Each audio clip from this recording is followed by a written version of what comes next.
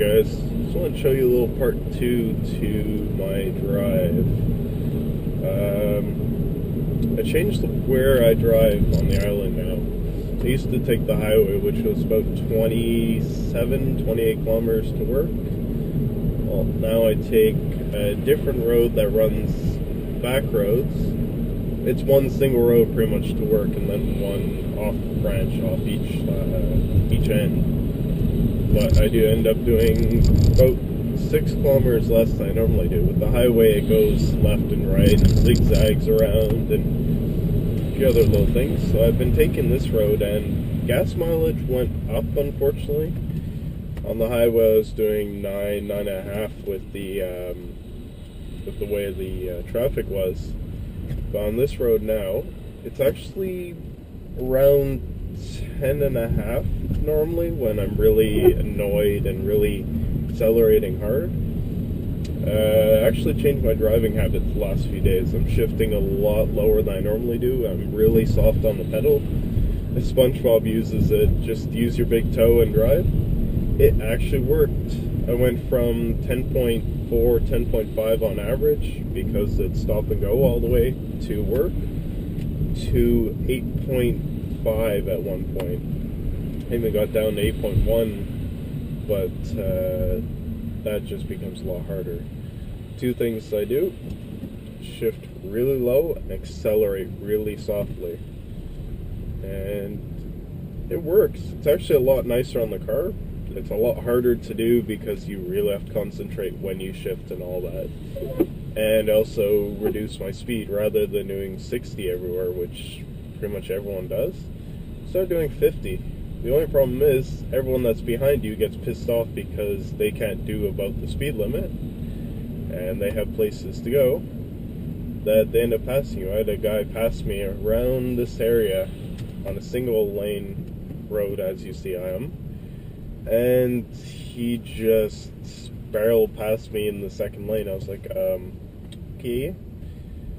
I've had post trucks be right behind me. It's just stupid. You know what? Tip to you guys, take it easy, spend an extra 5-10 minutes going where you're going. You'll save a lot more gas. And as I said by the numbers, I was doing originally 10.4, 10.5 for the most time because of the traffic. After that, everything's been pretty good. Down to 8.5. Works a lot better.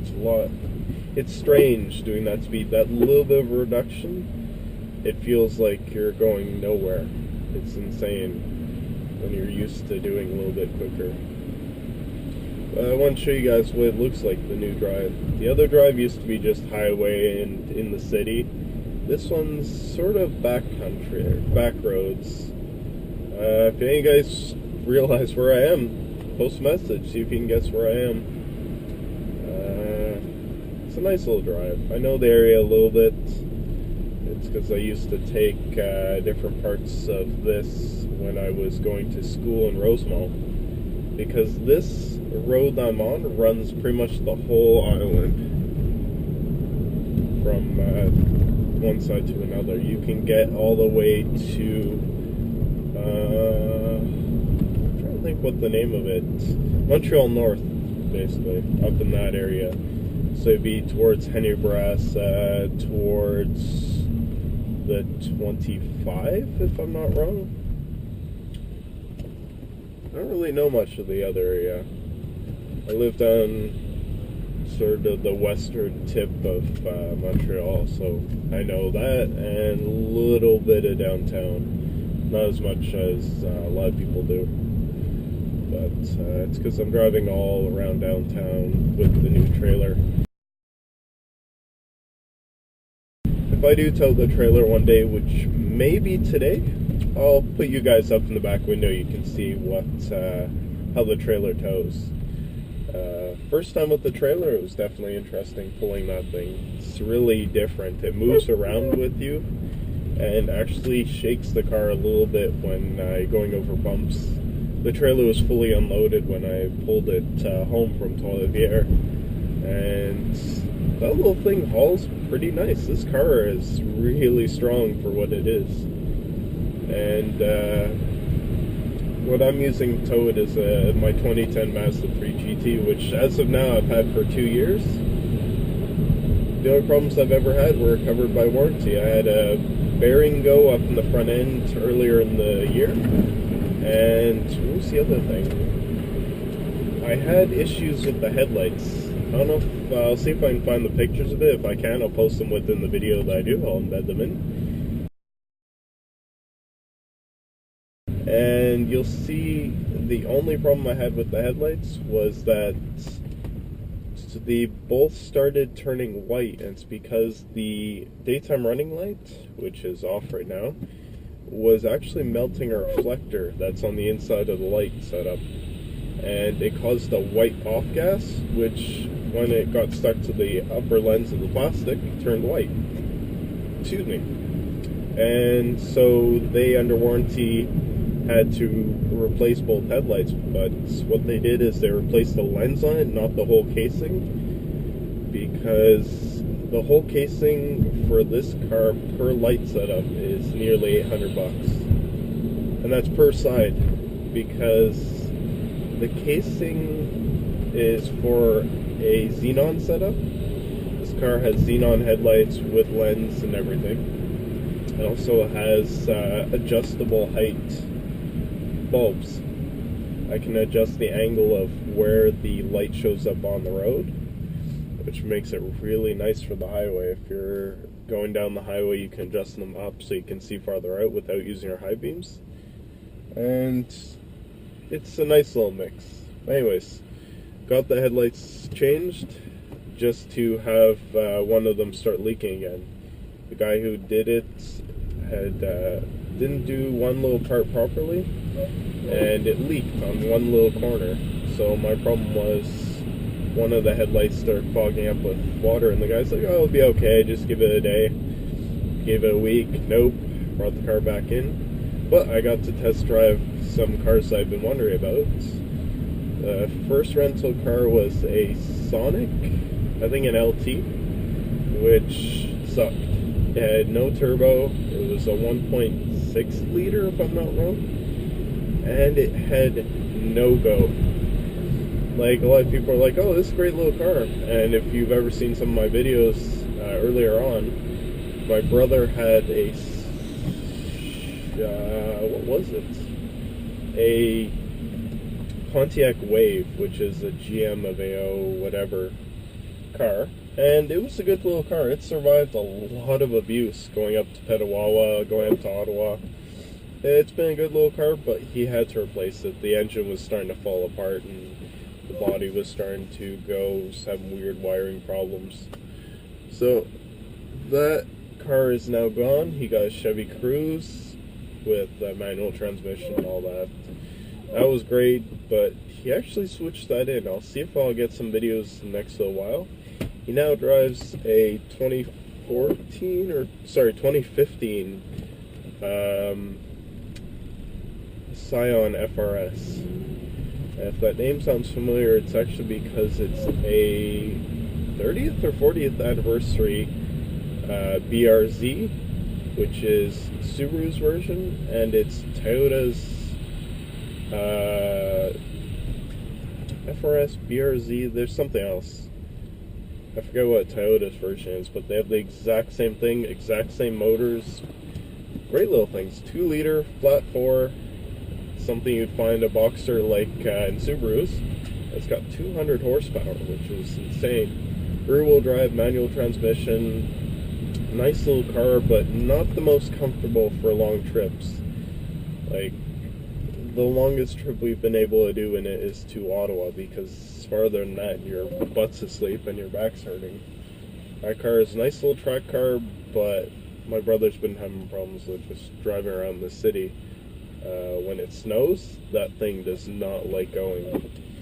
I don't know what it is, but the rear-wheel drive on that thing, it starts sliding around like nobody's business. Even the truck I had that problem with. The truck was bigger motor, so when you let off the gas, let off the brake, right then the tires started spinning. You had to hold your foot on the brake slightly to keep from just completely losing traction. I do miss that truck, but you know what? with the amount of gas I used in a year on this car, with the amount of driving I was doing last year. Excuse me. With going to Ottawa and going to Pet and doing all the trips around with my ex and all that, I was doing almost, I think the final bill that I had with taxes and all that, $3,700. Also, our fuel price is insane. Right now, it's actually pretty good. It's down to $1.16 at some places. Go pick up some gas later this afternoon when I take the trailer out.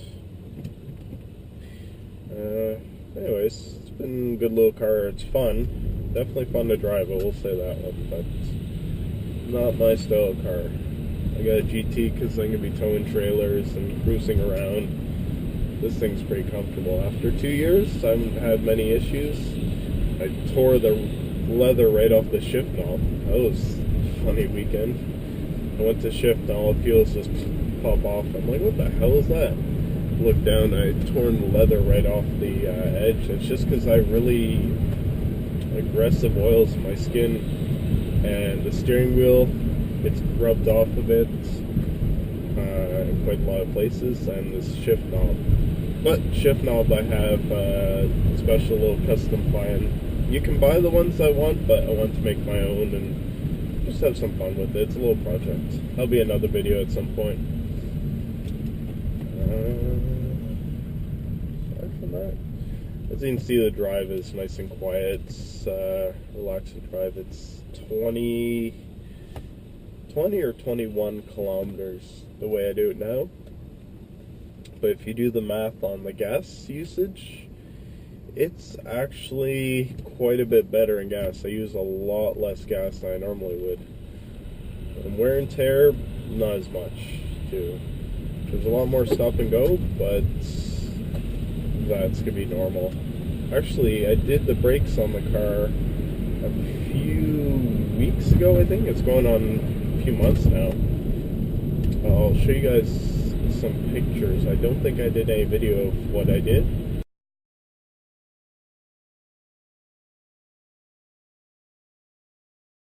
But I installed a set of performance brake discs and pads. Put ceramic pads on with a... next to me. Ceramic pads with drilled and slotted rotors. They're just a name brand I found. I think it was Evolution or something like that. And you know what? They work pretty good. They're quiet. That's the one complaint that I kept hearing from people who had slotted disc brakes, was the fact that they groaned when you stepped on the brake.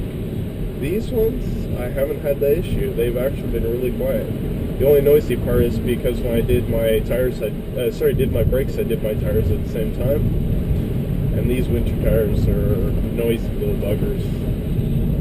And yeah, the brakes have been really good. Did the braking procedure in the parking lot, which seeing the look on people's faces, because I had to accelerate really hard, get up to a good speed, and then slam on the brakes down to about 5 kilometers an hour, and then start that again 5 times without letting them cool down, and then do another set of procedures which are all listed in the manuals when you buy your brakes. Each brake set has a different braking procedure to prolong the life of the pads and prolong the life of the discs. But anyways, we'll see how these were going. So far, they've been pretty strong. The only complaint is that they're squeaky as all hell when it's really cold out. But once you break a few good hard times, that squeak goes away quite quickly. And yeah, the braking force is a lot better. It's a lot stronger and a lot more even. And there's no pulsation in the pedal, which was the original reason I changed the brakes. Go step on the pedal and the front end would shake left to right just because the pads were so far gone. The pads and the discs. During the removal, you only end up using probably 2 tools. It's a socket set to take off the caliper, you'll actually need a socket and a set of wrenches to remove the bolts. There's 2 bolts that are so close to the caliper that you have to use a wrench to get under. That was pretty easy. Nothing took too much force to get off.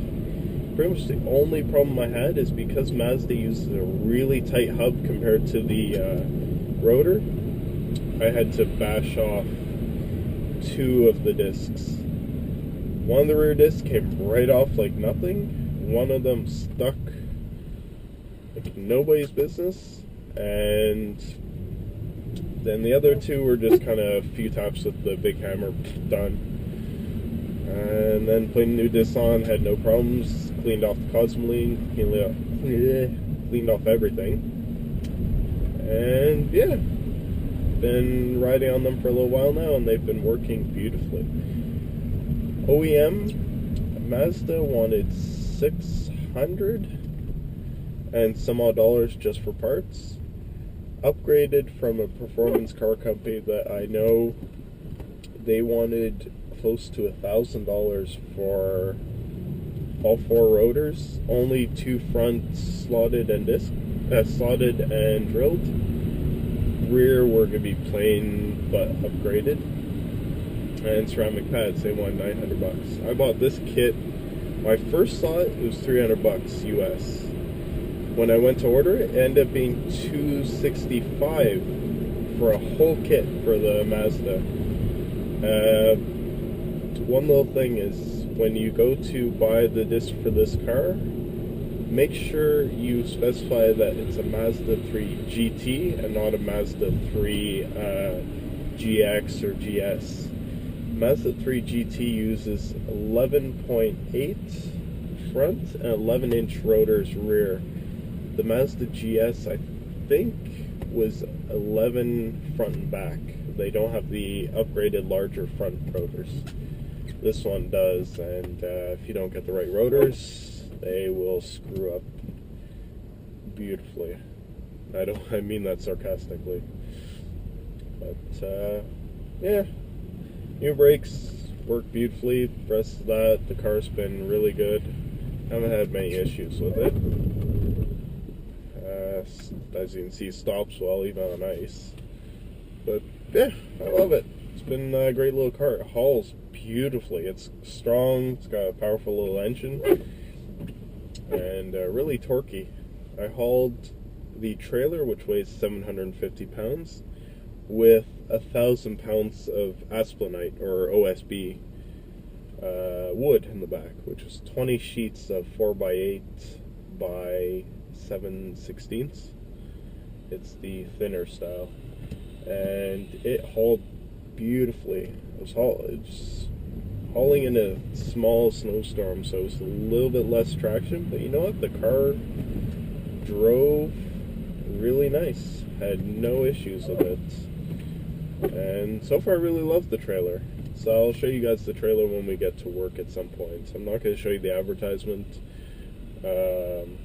Working for a contract for a company, so I do work with them. And yeah, work's busy. Cyber Monday really kicked my butt. We had a lot of orders come in really quickly. I was like, so got assembly line, got the machine assembled, tested, semi-packed, got pallets, strap packed, wrapped on the pallets, all the paperwork done. That was fun. This week's been a little quieter, but this week's been custom machines. Machines that don't just get built for the floor. These ones are actual custom machines that customer has ordered a part on it that normally isn't included, or they got all the bells and whistles put on the machine. So yeah, that was a little bit more on the fun side. I love taking time to work on that. I work with my boss a lot of the days, and it's been really fun actually. He's fun to work with. He's definitely someone who you can't take everything he says seriously, but I have to say my boss is amazing. He's an amazing guy who has built this business over many years. We're going on 40 years that he's had this business. and I definitely look up to him because the things he's learned, he spent so much time in training and just working for himself, and he built this business up, and then in last years he's had his sons working with him, and they have helped bring the company into the 21st century. Facebook, YouTube, eBay, and a lot of the smaller news sites. It's amazing what these guys have done. They have brought this company into a much larger world than it was ever before. And bringing in new machines, testing, it's amazing what these guys have done. It's so different from the company I used to work with. Yeah, it's been great. I'm going to leave you guys here because I got to get into work. This is Henry Brass, as I was mentioning before. It's the way I'm speaking. For the life of me, I can't think today. Anyways, have a good one, guys. This will be part 2, probably, to everything that's going on. If you have any questions, comments, leave them in the comments below. Like, dislike the video. Just let me know what you think.